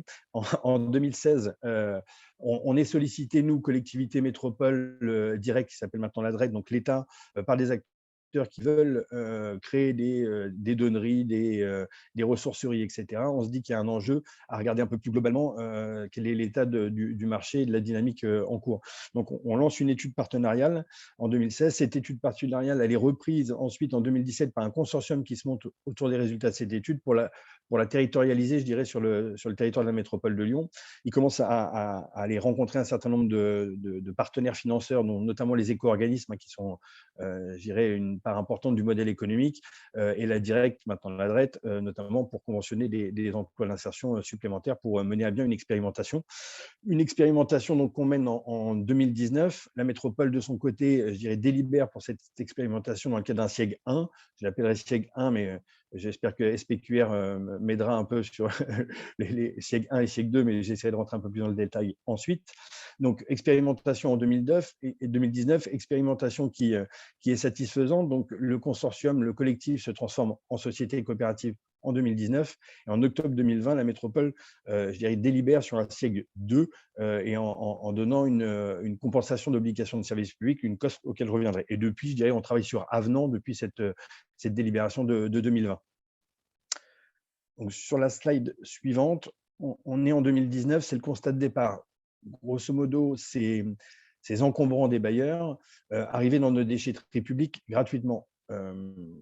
Pour autant, ces déchets, donc la métropole a une compétence déchets ménagers et assimilés, mais on considère les déchets des bailleurs comme des déchets professionnels. Donc la métropole n'est pas compétente sur ce gisement-là. Le fait de les accueillir gratuitement en déchetterie publique, ça a pour effet d'engorger l'équipement. C'est un gisement qui est estimé à 12 000 tonnes. Une distorsion de concurrence dans le sens où les structures de l'IAE, par us et coutume, je dirais, avaient un accès gratuit aux équipements publics, alors que les professionnels, de leur côté classique, je dirais, payaient. C'est un coût au final de traitement qui est supporté par la collectivité, in fine par les habitants, alors qu'on n'est pas dans cette compétence, qui a un coût estimé à 110 € la tonne, non négligeable en termes d'impact financier pour la collectivité. Et on a une absence de traçabilité et de valorisation. Comme je vous le disais, on estimait que sur ce gisement-là, on valorisait uniquement 20% des encombrants. Et ça fait, j'irais penser à l'intervention d'SPQR, c'est ça le constat de départ, c'est la situation bloquée qui était, il me semble, évoquée au démarrage. Et de cette situation bloquée, on essaie de trouver les moyens d'y répondre. Donc, comme vous l'avez compris, on n'est pas compétent. Les seuls qui peuvent, on va dire, adresser ces encombrants, c'est le producteur, celui qui est considéré comme le producteur du déchet, le bailleur. Donc, on ne peut pas faire marché public dessus. Pour autant, on a une volonté d'accompagner les collecteurs gérer, à travailler mieux, à valoriser mieux, à assurer, on va dire, ce pourquoi ils étaient payés par les bailleurs, c'est-à-dire la collecte, mais aussi le traitement. Et on a un enjeu pour nos déchetteries de détourner ce gisement. Donc, on l'a compris, la compétence déchets, elle ne fonctionne pas. Par contre, la métropole de Lyon a une compétence insertion. Et donc, c'est en s'appuyant sur cette compétence insertion qu'on a décidé d'imposer les contraintes de mise en œuvre de ce projet ILOE, notamment pour répondre aux enjeux sociaux, environnementaux, économiques dont je vous parlais précédemment. Donc, très concrètement, en 2019, on délibère. Donc là, en italique, vous avez l'extrait de la délibération. On considère bien que le service qui est proposé par ILOE de surtri, de collecte et de massification et de surtri de ces encombrants, c'est bien un service à caractère économique qui remplit bien des missions d'intérêt général fournies dans l'intérêt de l'ensemble de la société. Et donc, on lui applique des contraintes, comme on l'a vu dans la présentation de SPQR tout à l'heure, on lui impose des contraintes spécifiques. Donc, les contraintes, elles vont être sur un tonnage, elles vont être sur, on va dire, de trouver des solutions de coopération entre acteurs qui permettent de rendre plus efficient la collecte et le traitement, de créer des emplois d'insertion et également de passer d'un taux de 20% à 80% de valorisation. Donc, dans notre délibération de 2019, on a attribué une subvention de 450 000 € à l'entreprise Envie, qui est en représentation du collectif, la SIC n'est pas encore créée à ce moment-là. Et donc, ça nous permet, sur un SIEG, donc règlement Alumnia 25 avril 2012, qui déplafonne la règle des minimi à 500 000 €, de nous faire un prototype, je dirais, une preuve de concept, en ne déployant pas une ingénierie, je dirais, administrative et financière, en s'appuyant sur un SIEG qui est relativement facile à mettre en place à partir du moment où la collectivité décrète qu'on est bien dans l'intérêt général et que ça respecte bien les règlements européens. Donc, sur la slide suivante, on est sur la deuxième phase du SIEG. Donc, on a une expérimentation réussie, le collectif se transforme en SIC. La métropole entre au capital, ce qui peut répondre aussi aux questions qui étaient posées précédemment. Donc là, on a bien une SIC et un SIEG. Donc, on rentre dans une catégorie de SIEG qui est la catégorie SIEG 2, c'est-à-dire qui déplafonne, je crois, jusqu'à 15 millions d'euros, si je ne dis pas de bêtises, sur 3 ans, la capacité de financer. Et pour cela, on établit ce qui est une compensation de l'obligation de service public, une COSP. Cette compensation, elle est plus précisément calculée. Donc, ça revient au tableau un peu qui était présenté tout à l'heure de recettes et de dépenses qui permet d'avoir la différence et la compensation par le SIEG. On a rajouté au final le fait d'aller regarder ce que le marché faisait sans intervention de la puissance publique. C'est-à-dire que le marché, très concrètement, les gros industriels du déchet collectent au grappin, donc ne créent pas d'emploi, ni d'insertion, ni d'emploi tout court. Collectent au grappin, ne valorisent que très peu, on va dire 20% ces déchets-là. Et donc, on a déterminé ce qui était le coût moyen au final de cette collecte par le marché sans intervention de la puissance publique, qu'on a comparé au surcoût qui était lié à nos contraintes et nos obligations de service public, c'est-à-dire les emplois d'insertion, l'accompagnement aussi des collecteurs, parce que les collecteurs, qui sont les structures d'insertion par l'activité économique, si vous m'avez bien suivi, vous vous rappelez qu'ils arrivaient gratuitement en déchetterie. Aujourd'hui, ils payent un coût à l'entrée de la plateforme ILOE. Donc, ce qui veut dire qu'on accompagne à la fois le surcoût de traitement, je dirais, de la performance de tri, la performance environnementale, la performance d'insertion. Et on accompagne aussi la montée en charge des collecteurs qui, quelque part, ne payent pas le prix réel du service de surtri. Et donc, ces prix sont mis à jour chaque année par une étude qui est externe à ILOE. Juste peut-être, c'était une question que Chloé, vous m'aviez posée lors de nos échanges. À cet endroit, nous, on n'a pas fait de mise en concurrence des acteurs. C'est bien une démarche ascendante de la SIC qui est venue à nous, ou du collectif qui est venu à nous, qui nous a proposé, on va dire, ce service, d'une certaine manière, auquel on a mis ces contraintes de service public, et que par le fait qu'on s'est doté de cet outil qui identifie le coût réel du marché d'une entreprise bien gérée, à la différence de l'entreprise, il nous semble que la mise en concurrence n'était pas nécessaire à cet endroit-là pour faire ce SIEG 2. Mais je laisserai SPQR. Normalement, j'avais ma collègue juriste qui devait m'accompagner et qui n'a pas pu être là, et je ne suis pas juriste. Moi, je pars plutôt, de charger une mission de la situation bloquée à trouver une solution. Et c'est des services juridiques de la métropole qui ont été à l'œuvre. Pour préciser, on n'a pas fait appel à une expertise externe pour monter ces SIEG. On a travaillé avec nos collègues des déchets, parce que dans les montants qu'on affiche, là, les 500 000 €, il y a une part de cette subvention qui vient de la direction des déchets, une part qui vient de la direction de l'ESS. on a dealé, je dirais que ce n'est pas très juridiquement acceptable, mais on a dealé avec nos camarades du déchet, de leur dire, si on te détourne, si on t'enlève une tonne qui te coûte 110 € la tonne de ta déchetterie, est-ce que tu ne peux pas le transformer en subvention dans le cadre d'un SIEG pour venir favoriser l'émergence d'un service qui te rend service très concrètement et qui permet à ton équipement public de pouvoir assurer, on va dire, la montée en charge qui lui est nécessaire. Et le fait de le faire en interne, peut-être de le dire à cet endroit-là, ça a permis quand même, ça a remué beaucoup, parce qu'on a fait une SIC et un SIEG, le premier SIEG de la métropole dans le même projet. Donc, ça a remué un petit peu en interne des services, mais je dirais qu'aujourd'hui, il y a un effet d'expérience des services qui nous permet d'envisager la création d'autres SIEG et qui nous a permis aussi de rentrer dans d'autres SIC depuis. Donc là, c'était juste pour vous donner à voir en 2021-2022. Donc, on a fait un avenant à notre SIEG avec cette compensation de l'obligation de service public, avec des objectifs qui sont revus chaque année en termes de volume. Je préciserai ici qu'on a fait une COSP, mais on a déterminé un plafond, c'est-à-dire qu'on ne va compenser qu'à hauteur maximum d'une certaine somme. En l'occurrence, sur 12 mois, là, on a une délibération qui s'étale sur un peu plus de 12 mois, mais sur 12 mois, notre compensation, elle est plafonnée à 400 000 €. C'est-à-dire que même si la structure pourrait aller au-delà en termes de performance et donc serait en droit de nous demander plus d'une certaine manière, par rapport à mes collègues et pour rassurer tout le monde sur la consommation budgétaire, on a mis ce plafond qui correspond à peu près à l'assiette estimée des tonnages qu'on met en face. Rajouter peut-être sur la dernière slide, c'est par rapport plutôt au projet ILOE, cette expérience de plateforme de surtri, donc elle continue, elle fonctionne. On est à la recherche d'un nouveau site industriel. On devrait arriver normalement à collecter d'ici à 2 ans pas loin de 8 000 tonnes de déchets. On a 17 déchetteries sur la métropole. 8 000 tonnes, c'est la moyenne d'une déchetterie. Donc, c'est comme si on rajoutait une déchetterie supplémentaire sur la métropole. Et cette fonction de plateforme de surtri, on l'a créée en mettant le pied dans la porte, je dirais, par les déchets des bailleurs sociaux. Mais notre enjeu, c'est cette fonction de surtri. C'est pour nous la pierre angulaire à toutes les nouvelles filières d'économie circulaire, et notamment les nouvelles REP, c'est-à-dire les REP jeux et jouets, par exemple, ou matériel sportif là, qui ont été lancés il n'y a pas longtemps. C'est-à-dire que pour capter en masse le gisement et pour en extraire la partie, je dirais, réemployable ou valorisable, il faut passer par cette fonction de surtri. Donc, l'ILOE, qui est le premier PTCE de la métropole, a vocation à adresser les besoins d'autres filières que celles des encombrants, des bailleurs.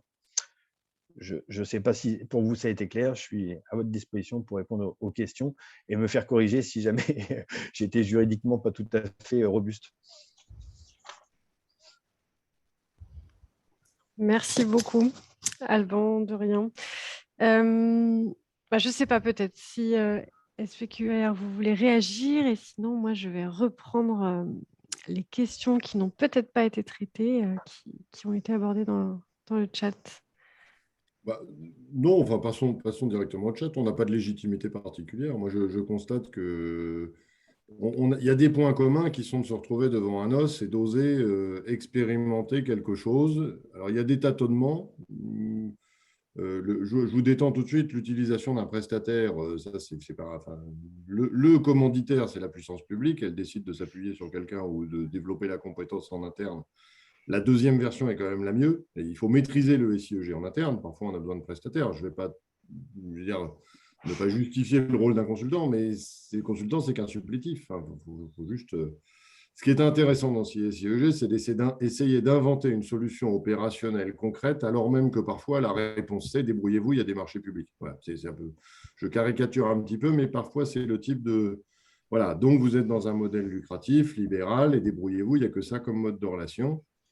Le SIEG, pour des mauvais prétextes, a permis de montrer que c'était possible sur autre chose. Merci bien. On a un commentaire de Martine Schmider, de l'Eurométropole de Strasbourg, qui aurait peut-être l'occasion de dire un mot sur tous les SIEG mis en place à Strasbourg. Mais comme le disait Mathieu Fortin tout à l'heure dans le chat, et pour tous ceux qui étaient présents aux 20 ans du RTS la semaine dernière, c'est vrai qu'on a eu l'occasion dans 2 visites de creuser deux des SIEG mis en place par l'Eurométropole de Strasbourg, et vraiment sur, je crois, le point notamment abordé par Alexandra Vélan de Toulouse Métropole sur la question de la co-construction. C'est vraiment intéressant de voir ce que finalement le SIEG a permis. Mais peut-être je donnerai directement la parole à Madame Schneider juste après. Quelques questions qui n'ont pas été, auxquelles on n'a pas répondu. Alors, je reprends. Donc, finalement, encore une question de Mathieu Fortin de la ville de Villeurbanne qui demandait sur le quoi, donc j'imagine sur l'objet sur lequel porte le SIEG.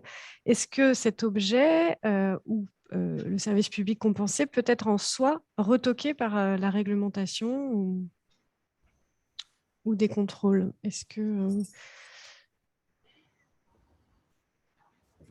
Là-dessus, si vous me permettez, la structure publique qui intervient en dehors de son champ de compétences, le problème n'est pas le SIEG, le problème est en fait si j'interviens moi en tant qu'autorité publique en dehors des compétences qui sont définies, bah, tout est retoquable.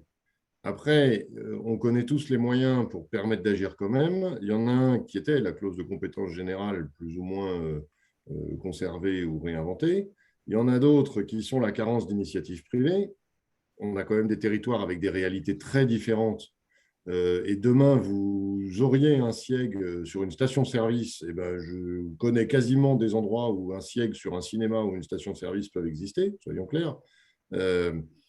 Et enfin, il y a le détour par la mixité des objectifs de puissance publique, notamment l'interaction des dispositifs d'insertion, de solidarité, ce qu'évoquait Alban de Rien, quand on commence à faire du croisement de compétences.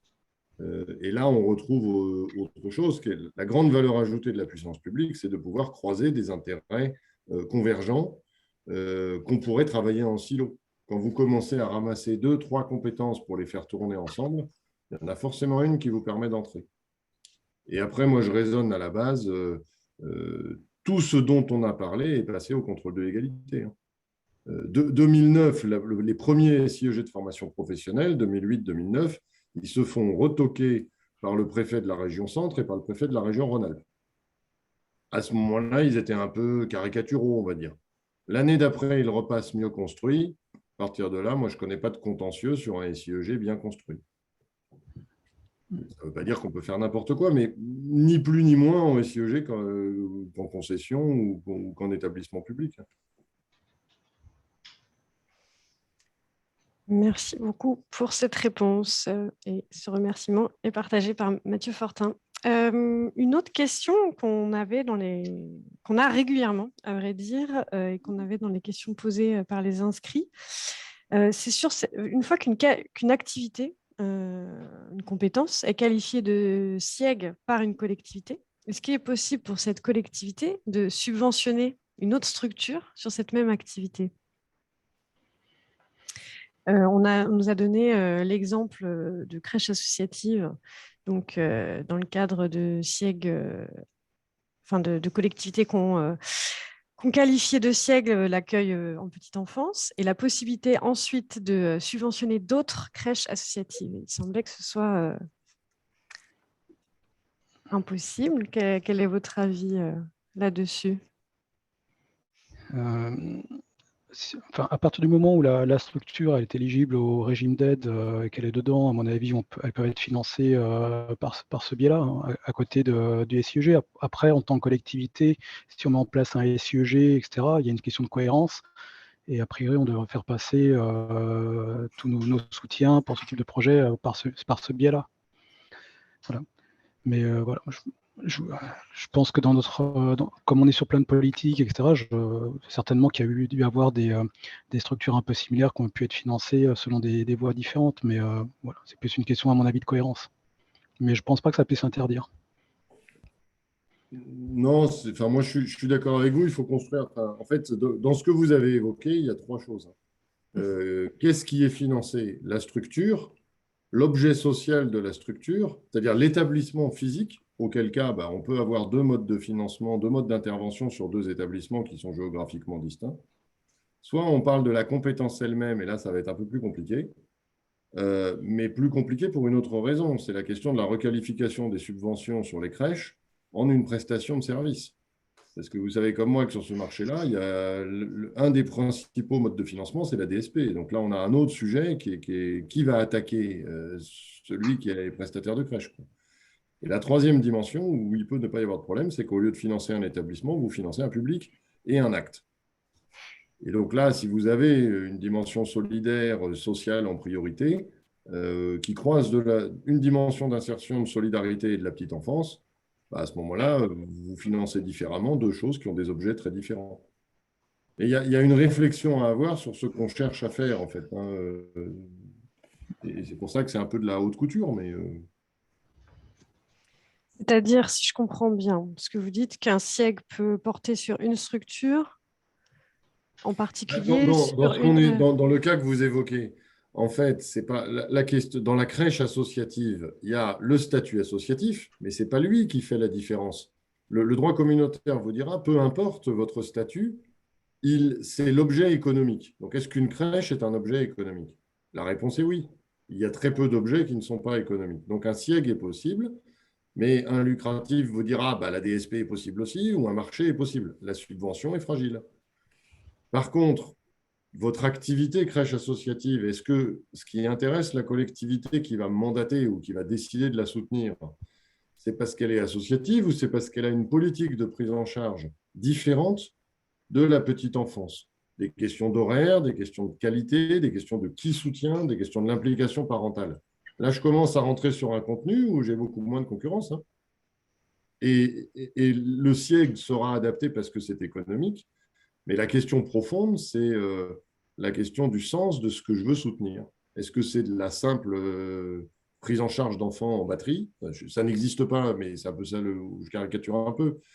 Ou est-ce qu'on a un soutien, une politique de prise en charge qui est beaucoup plus profonde que ça, qui a une attention particulière au développement de l'enfant? Et donc, à ce moment-là, j'arrive dans du très spécifique. Mais il faut construire un chemin de raisonnement sur ce que la collectivité veut soutenir. C'est le même sujet sur toutes les compétences, c'est une exigence.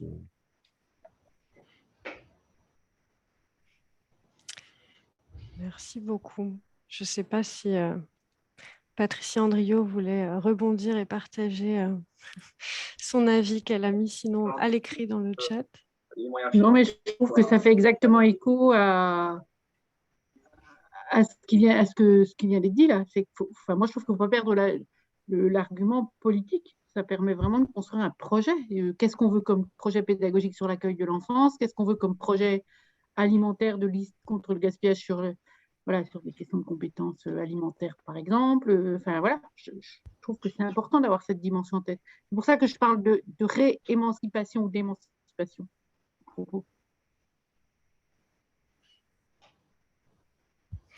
trouve que c'est un outil technique au service de la politique. Là où les marchés publics, la subvention appauvrissent quand même.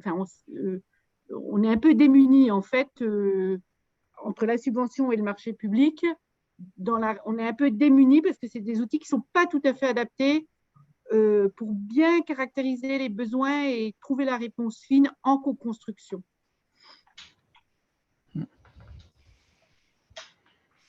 Merci beaucoup. Alors voilà, je partage aussi le commentaire de Laurence Parc de Nantes Métropole qui dit considérer le SIEG comme un outil structurant et positionnant le partenariat entre les acteurs et la collectivité. Outil structurant de dynamique territoriale. Je pense avoir partagé toutes vos questions. Si ce n'est pas le cas, n'hésitez pas à à réagir. Et voilà, on a encore quelques minutes pour échanger. Ah, on a une question. Alors, je ne saurais pas vous dire qui c'est, je m'excuse parce que je n'ai que des initiales, mais la réflexion a-t-elle avancé par les autorités de gestion sur la notion de bénéfice raisonnable dans le cadre d'une compensation de services publics et d'un SIEG? La question de la définition du bénéfice raisonnable et de son ratio. Bon, je peux peut-être me permettre de répondre parce que c'est un petit objet. La notion de bénéfice raisonnable, c'est un piège. Mais c'est un piège que rationnellement, dont on peut vous partager plusieurs années de réflexion, parce que c'est un peu ça le sujet. Un petit rappel, différence entre bénéfice et résultat. Il y a souvent une première confusion là-dessus. Le bénéfice, c'est le rendement d'un capital. Quand, dans Altmark, on introduit la notion de bénéfice raisonnable, ça veut dire qu'il faut rémunérer le capital. On est à ce moment-là avec des juges qui ont une préoccupation d'entreprise, de réseau. on n'est pas du tout sur de l'économie sociale avec une majorité de dépenses humaines et de masse salariale. On est sur des gars qui vont avoir en réflexion le SIEG comme réseau ferré français. Je vous rappelle à peu près les mêmes époques, de la transformation des entreprises de réseau en France et de la différence entre réseau et distribution. Et le premier siège qui se fait attaquer en Europe, il est aux Pays-Bas sur du logement social. Et la question qui est posée, c'est si je mandate quelqu'un avec un siège qui met plusieurs millions sur la table, est-ce que je peux rémunérer ce capital? Puisque si la juste compensation, c'est tout juste, il n'y a pas de rémunération du capital. Donc le bénéfice raisonnable, c'est plutôt adapté à des entreprises. Ce qu'on évoquait un peu tout à l'heure, c'était M. Dorien, je crois, c'est la question de l'investissement et donc de la durée d'investissement et d'une certaine forme de financement de l'argent quand l'opérateur va mettre du capital au départ. Donc le bénéfice raisonnable, c'est celui-là. C'est à ne pas confondre avec un résultat, j'ai le droit de faire 10% de marge chaque année. Voilà, ce n'est pas ça le bénéfice raisonnable.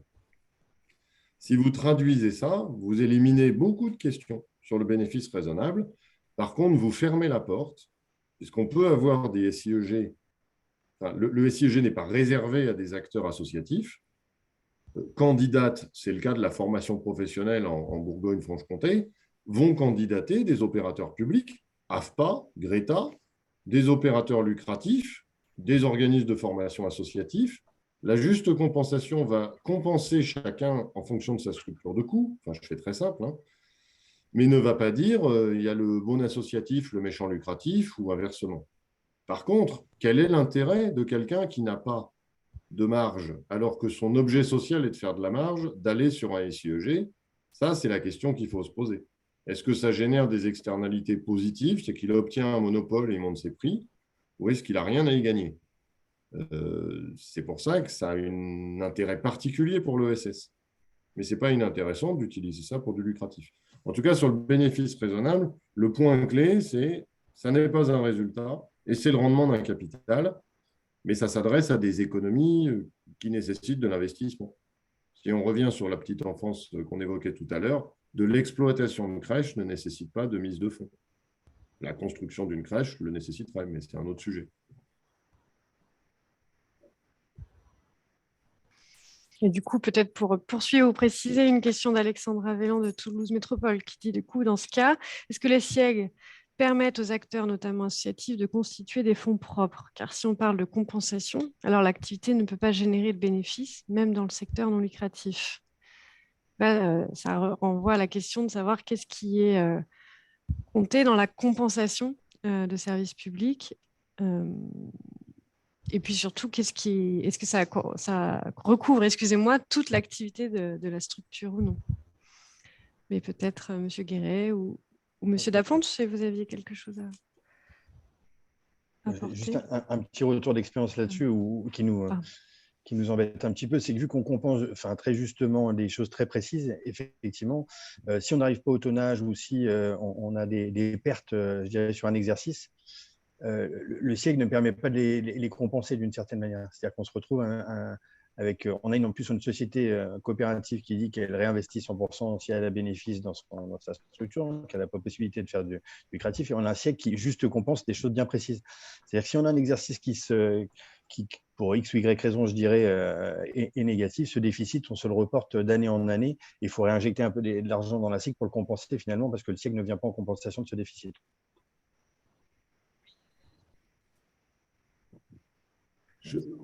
On pourrait juste évoquer un petit complément. Effectivement, c'est un souci. C'est une préoccupation du modèle économique. Donc, la réponse, je pense, c'est non. On ne peut pas constituer de fonds propres à partir du moment où on va faire une juste compensation. Maintenant que j'ai dit ça, qu'est-ce qu'on compense? Une activité directe ou une activité indirecte? Je vais vous prendre un exemple. On posait la question tout à l'heure, pourquoi ou est-ce qu'il existe des SIEG en médico-social? La réponse est non. Alors que le médico-social va cocher toutes les cases d'une présence associative, mais aussi d'un modèle lucratif, d'un intérêt général, de préoccupations légitimes des pouvoirs publics. Enfin, je n'ai pas la peine de vous faire un dessin. Les derniers reportages sur l'aide sociale à l'enfance, sur les EHPAD, montrent qu'il y a un peu de boulot, y compris dans le contrôle et la surveillance des différents opérateurs qui sont mandatés. Par contre, le médico-social, il a toute l'apparence d'un SIEG sans dire qu'il est SIEG. Il est autorisé avec un mandat, il y a des obligations de service public, la compensation est annuelle puisqu'il y a une tarification, et il y a des contrats d'objectifs et de moyens, et il n'y a pas de résultats puisqu'on affecte les résultats et on les reprend. Donc eux, c'est typiquement un domaine du Code de l'action sociale qui fait du siècle sans le savoir depuis les réformes de tarification. Quand vous avez des acteurs associatifs qui doivent reconstruire un EHPAD ou une maison, une MEX, il faut des fonds propres. Qu'est-ce qu'ils ont fait? Ils ont séparé, comme un certain nombre d'associations, la dimension immobilière dans une foncière associative et la dimension exploitation dans la partie exploitation de l'établissement. À partir de là, il y a des refacturations de loyers. Vous voyez que vous commencez à accompagner une logique de fonds propres. Je suis pas. Maintenant, la question à 100 balles, c'est est-elle décidée par la collectivité ou acceptée ou est-elle subie? Si c'est pour avoir des systèmes de refacturation bidons qui piquent de l'argent public, je ne suis pas certain que ce soit l'intérêt de développer ça. Mais sans être totalement aveugle, on peut aussi accompagner la structuration d'une filière. Parce que je pense que tous les exemples qui ont été montrés montrent qu'en fait, c'est une intervention publique qui vise à façonner le territoire et l'économie du territoire. On part d'un point A, on complète, et on fait, parce que le marché, enfin ce qu'on appelle le marché, moi je ne sais pas ce que c'est le marché, mais n'est pas libre en fait, il a besoin d'être guidé, d'être aiguillonné. On a des acteurs qui ont besoin de soutien et d'un juste niveau de soutien. Donc de manière, comment dire, ma réponse va être non, on ne peut pas le faire de manière grossière, et ma deuxième réponse va être oui si c'est fait de manière intelligente. Voilà.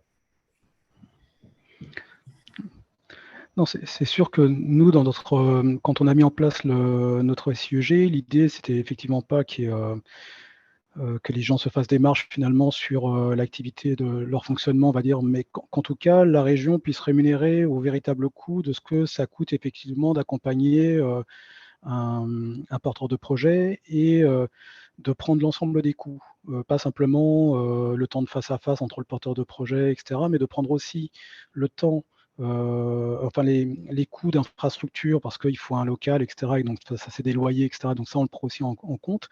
Et puis on ne souhaitait pas non plus uniquement finalement financer uniquement les accompagnements qui aboutissent. Donc même les accompagnements qui aboutissent pas, en fait on considère que le travail fait par le structure mérite salaire et qu'il faut le payer.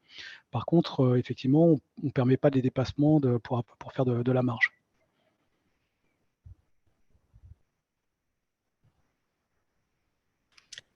Merci beaucoup. Bon, de toute façon, l'heure tourne et on va bientôt finaliser cette conférence en ligne. Merci beaucoup, Alban de Rien, qui doit nous quitter pour votre partage d'expérience. Il nous reste une dernière question de Flora Iva des Écosoli pour savoir si le siècle pourrait remettre en question un rescrit fiscal obtenu par une structure, en l'occurrence une association.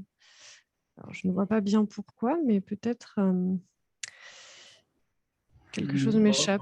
Donc, pour moi, la réponse est non. Enfin, le rescrit fiscal, c'est de dire je vous écris administration fiscale pour, si vous me répondez dans un délai de 6 mois, sinon c'est accepté, pour vous demander si je peux émettre de manière sérieuse des reçus fiscaux que des sociétés ou des personnes physiques peuvent déduire de leur IS ou de leur IR. Je fais très simple.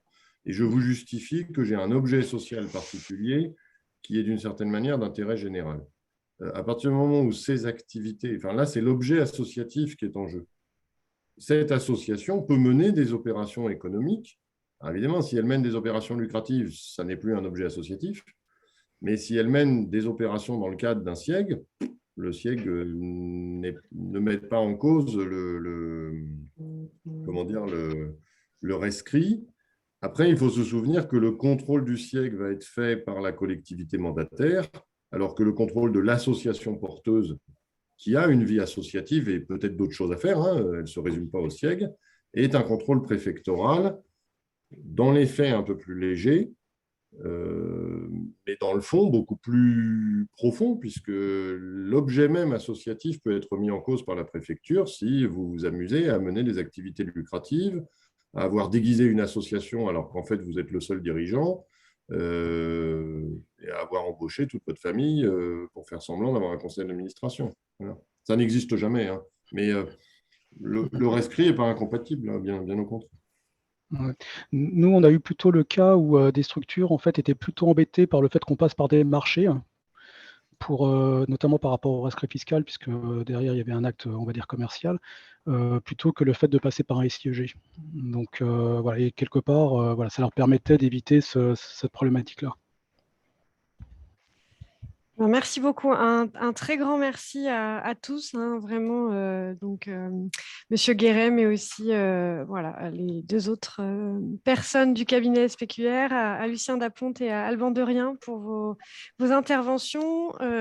C'est un sujet. Alors déjà vous dire qu'on fera un retour sur cette conférence en ligne. Donc voilà, vous pourrez revoir ce webinaire à vous qui étiez inscrits et avoir un retour et les ressources et les diaporamas partagés. C'est un sujet qu'on va continuer à aborder, à suivre au RTES. J'en profite pour vous dire que l'équipe du RTES s'agrandit et on accueille prochainement une personne qui sera notamment en charge de la question de répondre, d'accompagner les collectivités sur des questions juridiques. Donc voilà, les SIEG en feront peut-être certainement partie.